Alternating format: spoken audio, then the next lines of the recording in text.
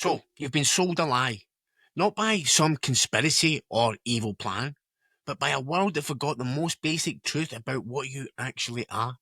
Right? You think you're broken. You think you're separate. You think there's some higher power out there that you need to beg for help, for answers, for permission to be powerful. That is bullshit. You're not a drop trying to find the ocean. You are the ocean. Every great teacher who ever lived, Jesus, Buddha, the Stoics, they all pointed to the same reality. They just said it in ways that got twisted over time. Right? The thing you're seeking is you. The power you want already flows through you. The answers you need are already inside you. This isn't some new age bullshit nonsense. This is physics. This is how consciousness actually works. This is the deepest truth about reality itself. You are not in the universe, positioned somewhere within this little tiny speck. You are the universe experiencing itself as you. The same way the ocean experiences itself as waves. The same intelligence that spins galaxies is thinking through your mind right now. The same force that grows oak trees from acorns is beating your heart. Right? The same consciousness that creates and destroys stars is listening to these words. Stop looking for yourself in other people's approval. Stop waiting for permission to be who you're meant to be. Stop pretending you're separate from the source of everything when you are the source. Listen, bro, you're not lost. You never were. You're just looking in the wrong place. Now, I didn't always understand this. In fact, I fought against it for the longest time.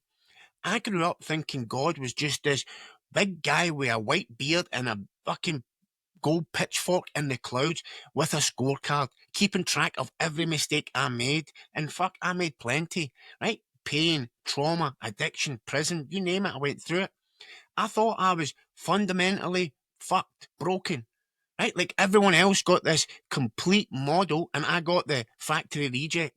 So I gave up on God completely, right? The only time I went to God was when I truly fucked up and I was on my knees begging for help, right? But fast forward some years and I was at a rock bottom again, right? With addiction, nowhere to turn. I tried everything.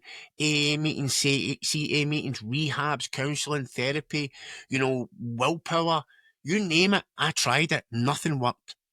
And it was this one Sunday I was feeling so fucking low, right? Thinking about my young brother who had died from an overdose. And the guilt was just eating me alive. And I was thinking, I could have done more. I should have done more. I could have somehow saved him.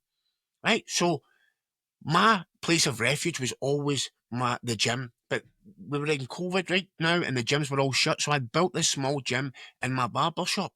So I went to my barber shop and I've told this story before, right? But for the purpose of this video, I'll go through it again. Right? And I did what I always do, right? I went in, put on some music, started my warm up.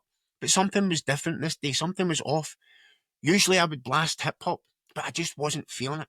So I just picked some random playlist and what came up? Rock music. This was my brother's favourite type of music. He was a rocker. He played the drums, he played the guitar. The first song that came on was Linkin Park, one of his favourite bands, if not his favourite band. Right, so as I'm warming up, playing the guitar like an idiot, and suddenly I had this thought in my head, I'm going to learn to play the guitar for you, bro. So I grabbed my journal and I wrote in it, learn to play the guitar, love and miss you, bro, with a love heart and a kiss. And as I finished writing that, this energy hit me. And it was like pure joy, pure love. I can't even describe it properly. Tears started streaming down my face. And these weren't tears of sadness. It was like a relief, like a connection, something that I'd never felt before. And then the next song that comes on is Papa Roach. Now, Papa Roach is the last band that he saw live. And in the words of the song, it says, I'm crying. And at this point, I'm literally crying. So I'm like, what's going on here? And then every song that came on after it had some connection to my brother. It was like he or the universe was speaking directly to me. Right? And I was so caught up in what was happening, I forgot that I had this big, massive window in front of the shop so everyone could see in. So I thought to myself, I better move to the back of the building. And by this point, I don't even know how long it was going on for. It was going on for a few, like maybe 6, 7 songs. Right, so I went up to the back of the building so no one can see me crying, and like I was so emotional. And as I get to the back of the shop, I hear it as clear as day. Lachlan, everything's going to be all right. You're going to be all right. Your life is going to be all right. And I just dropped to my knees, and it was like automatic. And I was just saying, thank you, God. Thank you. And as I'm saying this, I'm having these visions in my mind, of people or places, of things. And I won't go into too much details, but every single vision that I had has came true except for one, which is the house, right? So, and it was just so overwhelming. I really, at the time, I didn't understand it. Okay, but later, as time passed, I started to understand. I looked back, and that voice wasn't coming from some distant deity watching from above.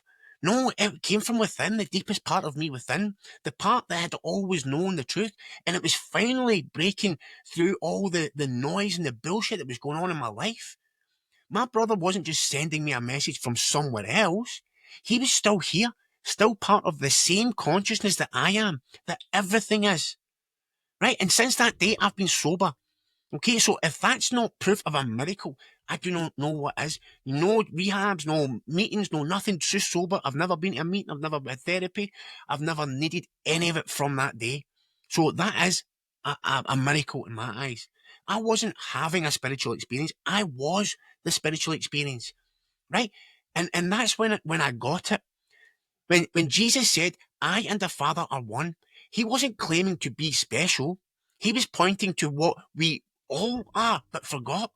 We are not separate beings trying to connect to God. We are God expressing as individual beings. There's a difference. And that difference changes everything. Right? And let me help you understand it even further and give you some actual hard facts, some real science, so it's not just wishful thinking. Okay? Your body isn't yours, but not in the way that you think. Right? Here's something that'll mess with your head. 97% of atoms in your body weren't there a year ago. Right? You're literally recycling the universe through you form every single day. Right? The calcium in your bones, they came from dying stars. The iron in your blood was created in stellar cores billions of years ago. Right? The carbon in your DNA has been part of ancient forests, ocean creatures, atmospheres that existed, before continents were even formed. Right? The water flowing through your cells has traveled through countless rivers, fallen as rain on lands that no longer exist. So you think you're a separate being made of the universe? Wrong. You are the universe, temporarily organized as you. Same as a whirlpool isn't separate from the river, right? Is the river just organized differently for a moment, right? Because your brain can't find you, right? Neuroscience has been hunting for the self in your brain for decades. Guess what they found? Zip, zero, nada, nothing. What you call I is actually a bunch of neural networks creating the persistent illusion that there's someone is there watching it all happen. Right? But that's not true. Because the truth is, and it will probably shatter most people's sense of identity, is that consciousness itself cannot be found in the brain. Wow. After decades of searching, mapping every neuron, measuring every electrical impulse, consciousness remains completely mysterious, right? They can correlate it with brain activity, but they cannot locate it. They cannot explain how dead matter suddenly becomes aware. Every single honest neuroscientist admits it. We have no idea where consciousness comes from, right? Because it's not local to your skull. So you are not in consciousness. Consciousness is expressing as you. Okay? Because your identity is programmed. Right? Psychology tells us you build your identity through what you repeatedly believe, feel, and embody. Right? This is what we call the self-concept. Right? But here's what psychology misses. The self-concept is not who you are, it's the story consciousness tells itself. Your identity isn't fixed. It's a construct, a habit of thoughts and feelings that get reinforced every time you unconsciously agree with it. So every time you say, I'm not good enough, or I don't know what I'm doing, you're then casting a vote against your own divinity. You're strengthening the neural pathways of separation. Okay? And stick with me here, right? What you repeatedly think becomes what you emotionally associate with. What you emotionally associate with becomes what you expect. And what you expect becomes what you unconsciously create, right? So the self you keep reinforcing through repetition was programmed. It's not your truth. It's your training. It's not your nature. It's your conditioning.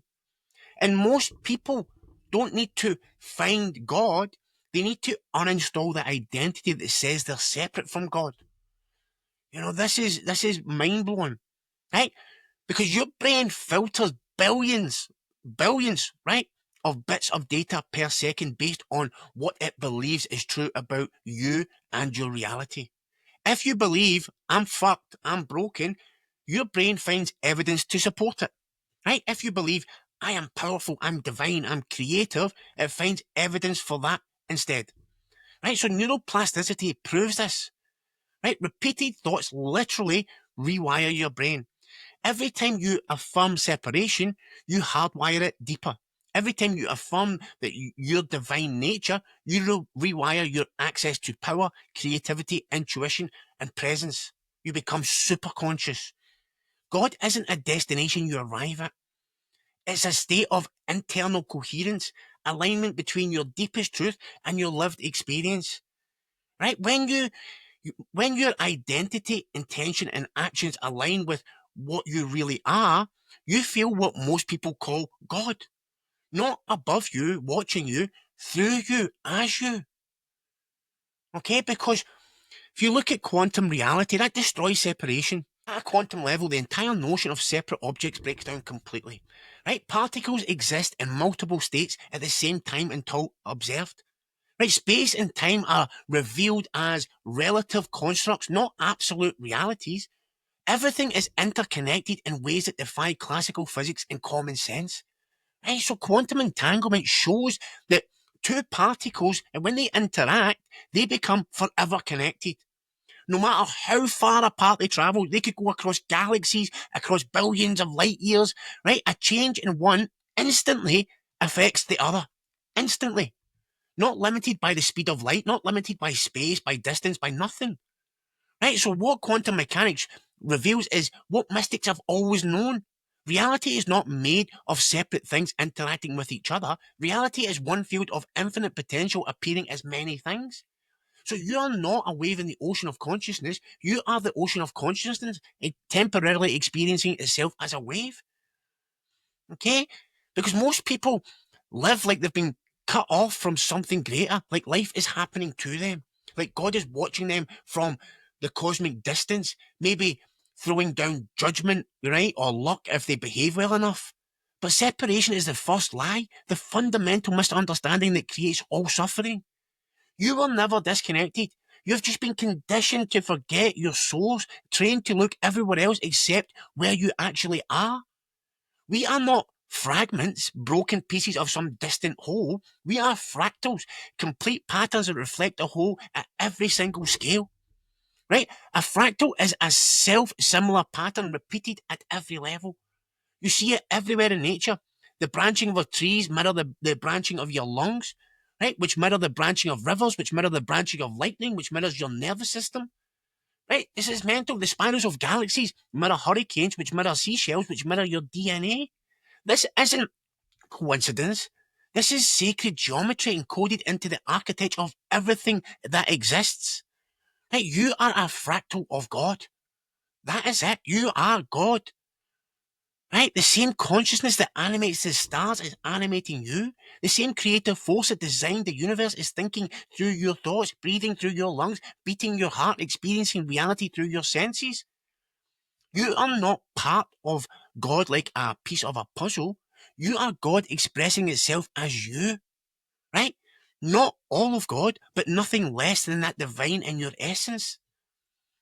Okay, and every spiritual tradition points to the same truth, but it's been lost over translation over centuries, right? Because Jesus, he didn't say, I am connected to the Father. He said, I and the Father are one, right? And this is crucial.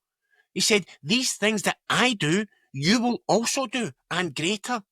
He wasn't claiming to be the only Son of God. He was revealing that we all are. He wasn't holding divinity. He was pointing to the divinity that we all share, that we all are.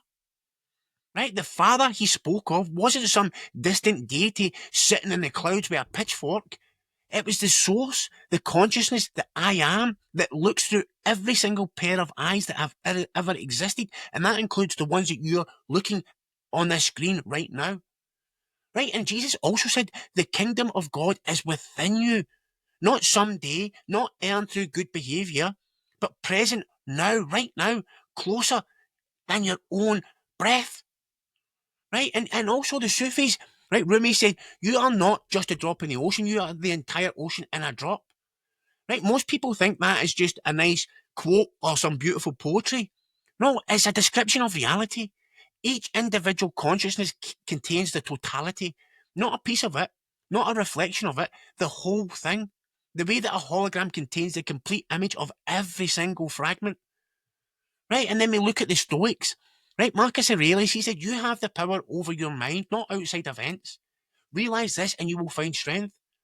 Okay, the Stoics understood something very powerful that modern spirituality misses.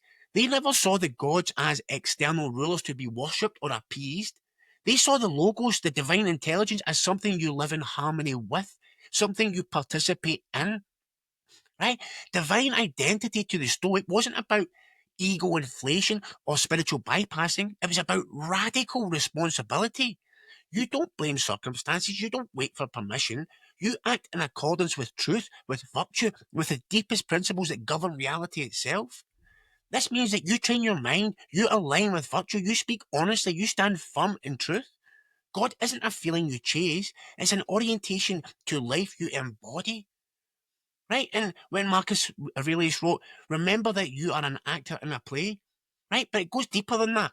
You are not just an actor reading lines in someone else wrote. You are the playwright, the stage, the audience, the play itself. Okay, and the Stoics understood to be connected to the logos, the divine reason that organizes all things, right? But they didn't go as far as what it is. You don't participate in divine reason. You are divine reason expressing as human experience, right? And even if you look at the Eastern warrior wisdom, the way is in training, right? So in Zen and Taoism, the understanding is not to chase enlightenment like some distant prize. It's to become empty enough that enlightenment flows through you naturally, right? Just like a flute doesn't create music. It becomes hollow enough that the breath of the musician can move through it and create something beautiful. Right, and the Shaolin monks didn't worship God from a distance. They embodied the Tao through every strike, every breath, every moment of discipline and presence. They knew to master yourself is to remember God within, not as a reward for good behavior, but as recognition of what you've always been. Presence, stillness, discipline, right? Simplicity. Not as paths to the divine, but as expressions of the divine. You are the mountain, unmovable, eternal. You are the wind, flowing, responsive. You are the prayer and the answer, the question and the silence that contains all answers. Okay? And think of God, right, as a perfect mirror, infinite, whole, radiant, reflecting pure consciousness.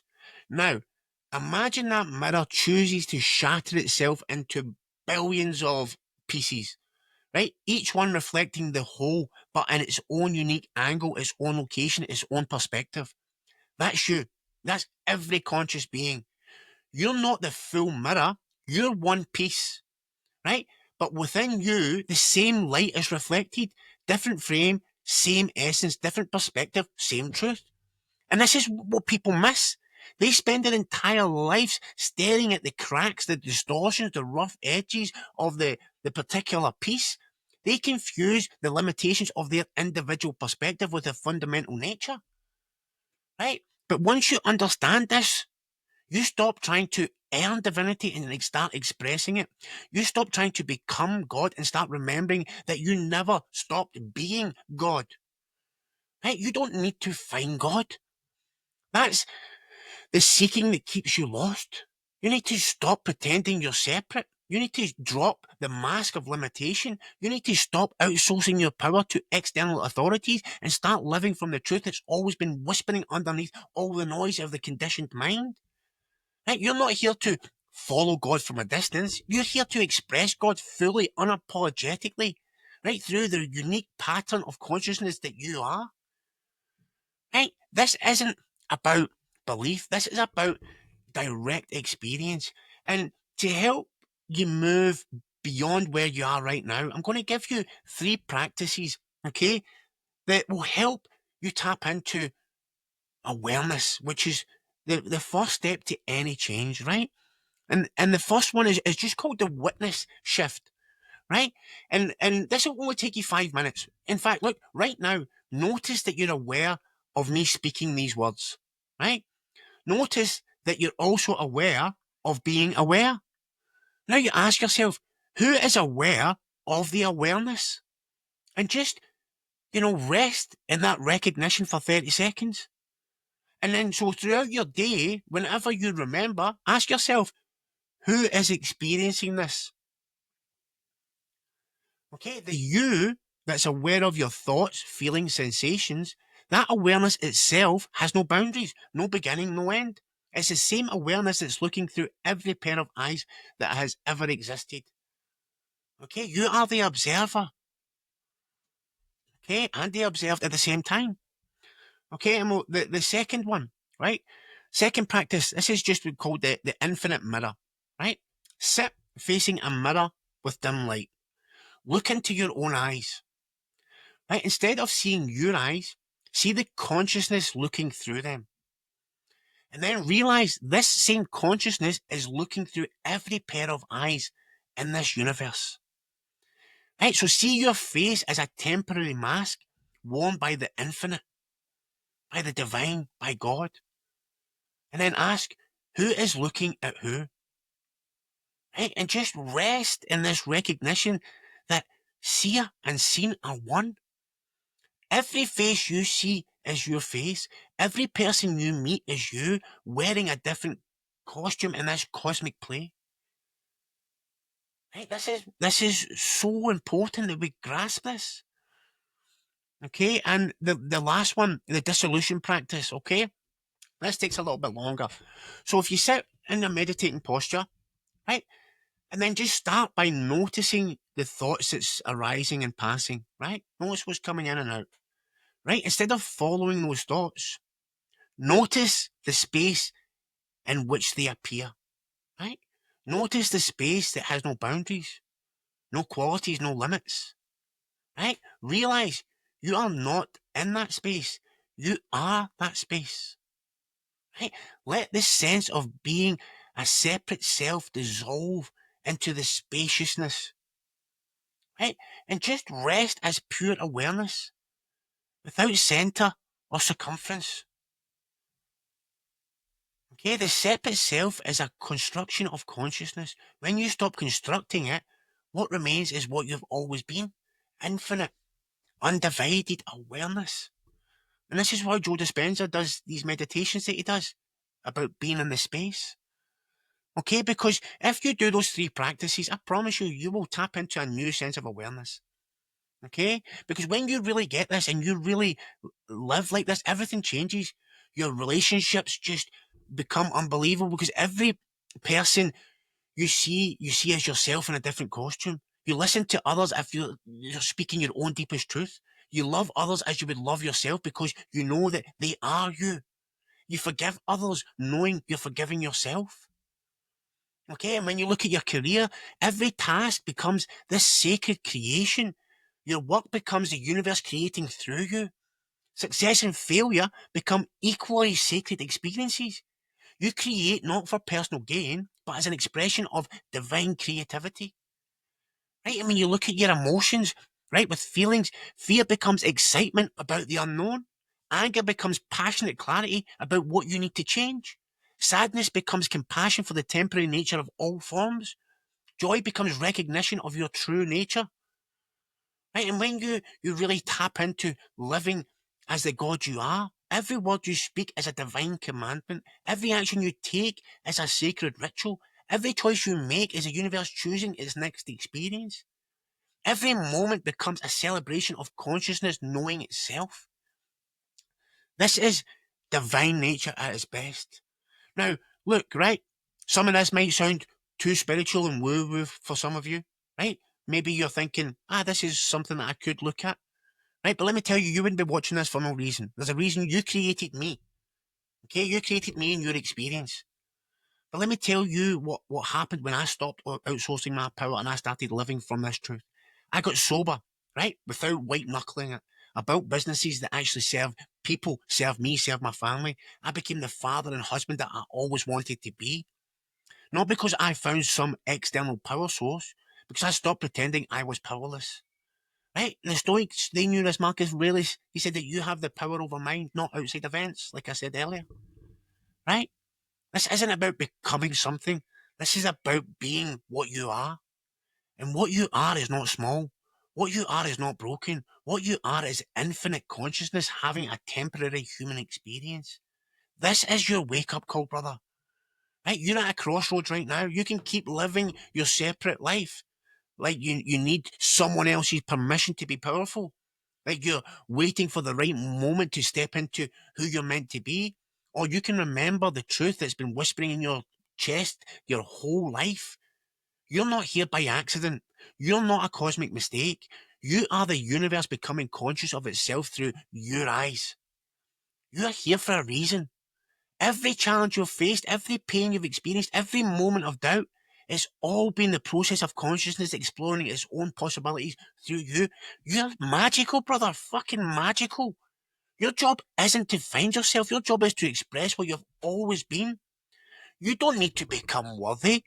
You need to understand you were never unworthy in the first place. You couldn't be any more worthy than you are right now. Your job isn't to find God. Your job is to stop pretending you're separate from the source of everything. You are God. Having a human experience. Right? And this isn't the end of your individual experience. This is the beginning of experiencing your individuality as a divine expression. You don't lose yourself when you remember this truth. You find what you've always been underneath all those bullshit stories, all that conditioning, all that fear, all that doubt, all that guilt, all that shame. The search ends not because you found what you're looking for. The search ends because you realise you were never actually lost in the first place. Right, so here's what I want you to do right now. Take a big, deep breath. Feel the awareness that listening to these words, just feel it. Feel the consciousness that's always been watching your life unfold. That's not your mind. That's not your personality. That's you. The real you. The one that's never been broken. The one that does not need fixing. The you that is connected to everything that has ever existed through all time and space. Welcome home, brother. You never left. Right? And if something in you is starting to remember itself while listening to this, something ancient just woke up, then you've got work to do. Okay? Not the work of becoming something new, the work of being what you are, which is limitless, amazing, beautiful, worthy. Okay? And if this brought you any value, drop a comment below. I am the universe experiencing itself. This is your moment. This is your awakening. This is the universe calling you to remember your true nature and step into your purpose. Okay? The world needs you. It needs men who remember who they are. The world needs you to stop playing small and start living as a divine expression you've always been. Your family needs you. Your children need you. Your wife needs you. The future generations need it.